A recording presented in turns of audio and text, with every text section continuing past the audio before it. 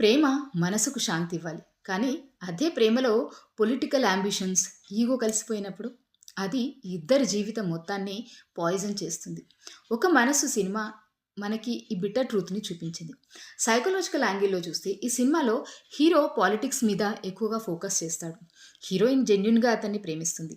Sacrifice చేస్తుంది. కానీ అతని యొక్క ఆబ్సెషన్, కోపం, రాంగ్ డెసిషన్స్ వల్ల రిలేషన్‌షిప్ అనేది క్రమంగా బర్డెన్‌గా మారిపోతూ ఉంటుంది. ఇక్కడ మనం నేర్చుకోవాల్సినటువంటి పాయింట్ ఏంటంటే, పార్ట్నర్ యొక్క గోల్స్, యాంబిషన్స్ మన రిలేషన్‌షిప్‌ని డామినేట్ చేస్తే అది టాక్సిక్ అవుతూ ఉంటుంది. ప్రేమలో అనేది బ్యాలెన్స్ లేకపోతే ఒకరికి ఒకరు ఎమోషనల్ డ్యామేజ్ అవుతూ ఉంటారు. అంటే సొసైటీ యాంగిల్‌లో చూస్తే మన సొసైటీలో చాలా రిలేషన్‌షిప్స్ ఇలానే కూలిపోతూ ఉంటాయి.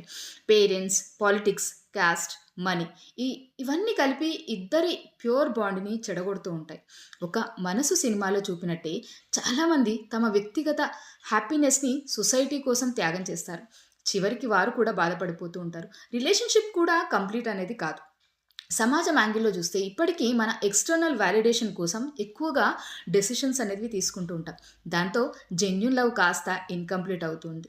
మరి ఇక్కడ సొల్యూషన్ ఏంటి అంటే ప్రయారిటీస్ అనేది క్లియర్ చేసుకోవాలి ఫస్ట్.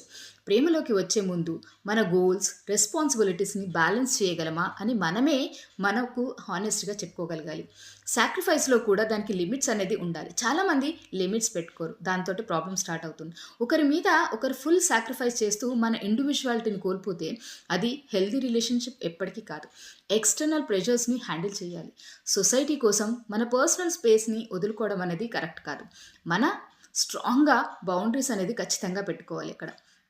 ఫైనల్లీ ఏంటంటే, ఒక మనసు మనకి ఒక కఠినమైనటువంటి లెసన్ అనేది చెప్పింది. ప్రేమ అనేది ప్యూర్‌గా ఉన్నా, మీ యొక్క యాంబిషన్స్ కానీ, ప్రెషర్స్ మధ్యలో ఒక బ్యాలెన్స్ అనేది లేకపోతే అది టాక్సిక్‌గా మారుతుంది.